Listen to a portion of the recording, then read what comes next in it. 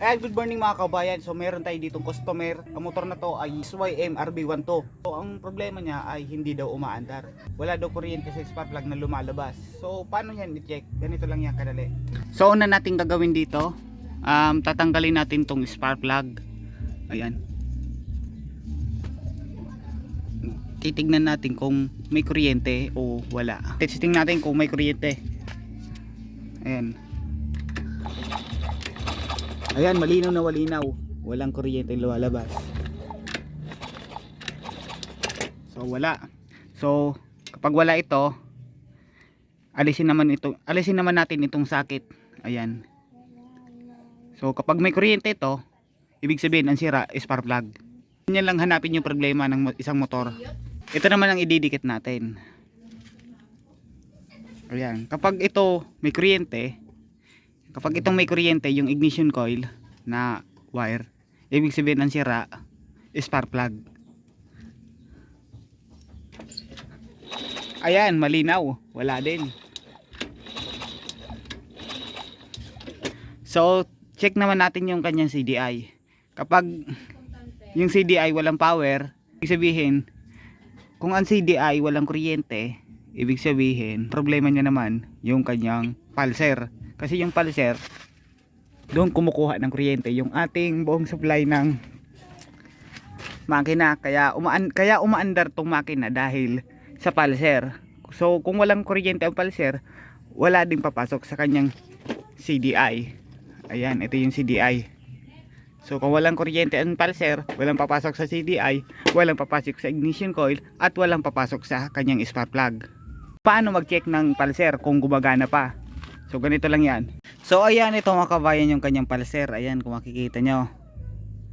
Tapos ito naman yung kanyang stator. So yung pulser at stator, nakakabit ito dito sa may magnetobindex na tinatawag.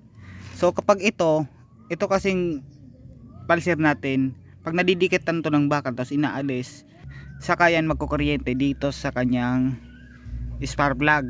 So ngayon i-spark natin to, didikitan natin ng flat screw. So kapag kumiryente yan, okay pa tong pulser.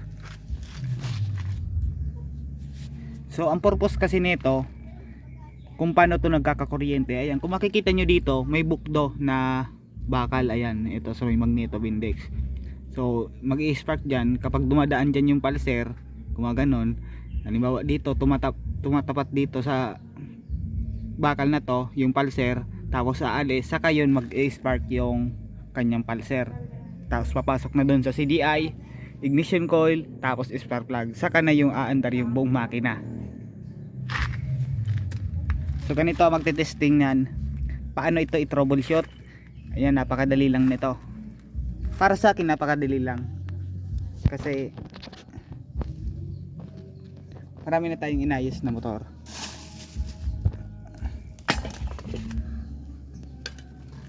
Ngayon wala kasing tagahawak ng camera.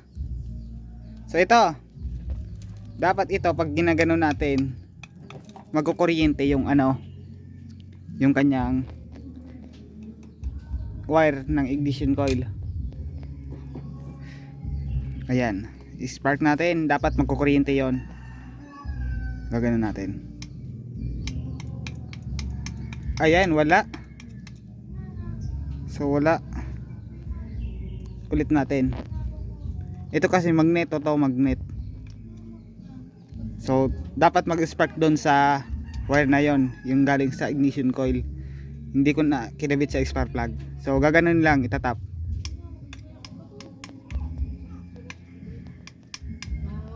Ayan, malinaw na malinaw, wala. So baka sabihin nyo hindi naman to nakakonect. Yung isa kasi nakakonect to sa body ground ng motor. Naputol na kasi dito sa may makina, kaya hindi ko kinabit. Ayan.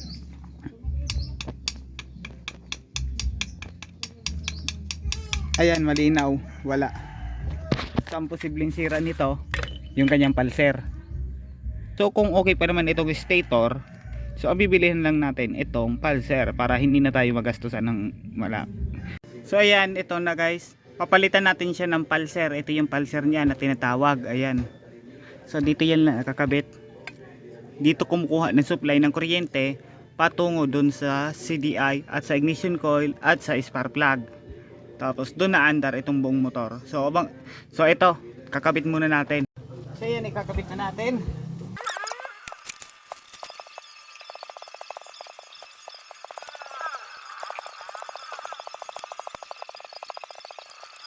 Kinakabit na natin itong pulser. So pagkatapos niyan, ilalagay na natin ito sa kanyang makina. Ayan. Tapos ito, yung stator, tutornilyuhan natin. Dapat matandaan nyo yung nilalagay yung tornilyo. Natural na yun sa mekaniko. Kung yun ay dapat kaya na naghihirahi ka, dapat matandaon ka.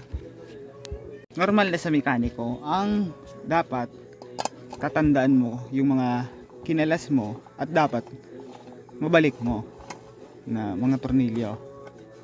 Ayan, di ba? Saktong sakto.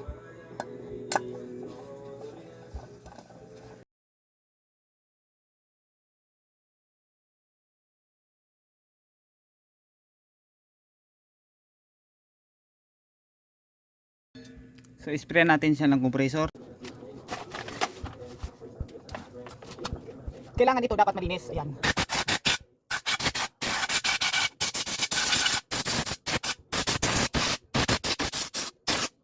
Dapat walang buhangin na nakapasok. Ayan, ikakabit natin. Itong haba, ito yung sa ilalim.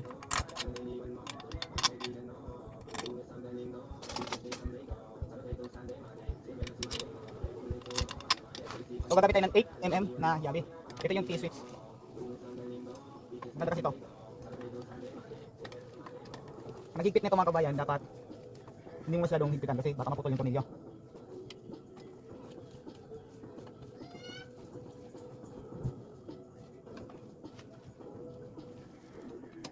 Walang labis, walang kulang. Walang kulang.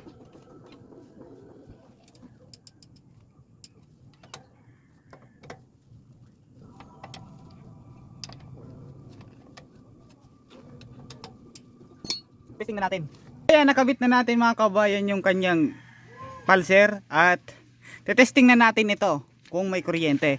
Dapat itong galing sa ignition coil na wire, dapat ito magkakaroon ng kuryente. So tatadyakin natin yan dito natin sa kabila para makita nyo. Ayan. So kukunin natin yung wire ng ignition coil. Saan yun?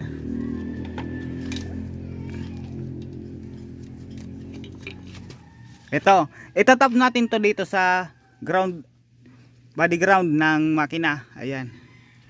So ayan, ito. Ayan yung wire. Pasensya na kayo kasi isa lang ako nagbi-video, nagawak ng camera. Dapat yan ko kuryente. Ayan. Yung vlog, isa pa. Ayan. Ayan oh.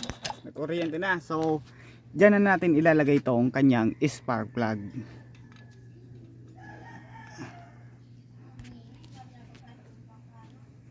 Asan yung pang... Hindi daw to umandar eh. So ang kanyang sira, madali lang naman hanapin. Ayan. Tapos lalagay natin yung lagayan ng spark plug. Ayan, ito. Lalagay na natin to.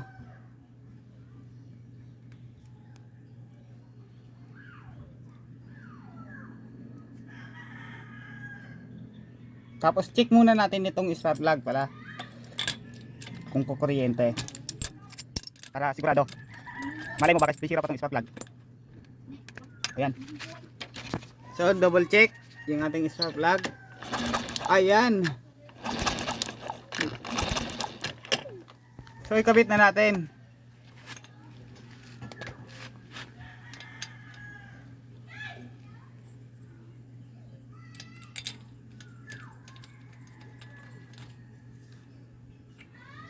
So dito yung spark plug, kailangan tama lang yung higpit kasi meron din pag matigas na yung higpit mo, mahigpit ng mahigpit, malulustred yung ano, lagayan. Kung maluwang naman, tatalsik yung yung spark plug para tong caliper 22. So ayan, check na natin, titesting natin kung andar. Ayan, one click.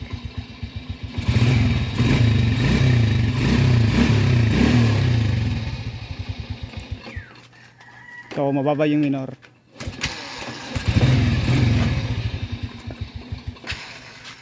Adjustin natin yung minor kasi medyo mababa. So pag adjust ng minor, ayan, ito yung sa hangin, tapos ito yung sa minor, tapat ng lagayan ng throttle cable. So ang adjust niyan ay right.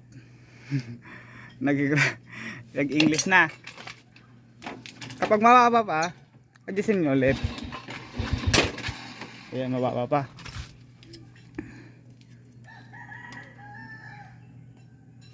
Ayan.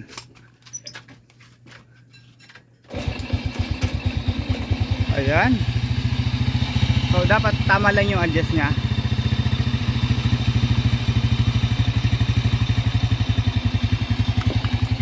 So ayan, natapos na natin ito. At ganyan lang kadali yung pag-ayos nito ng isang motor kapag hindi na umaandar.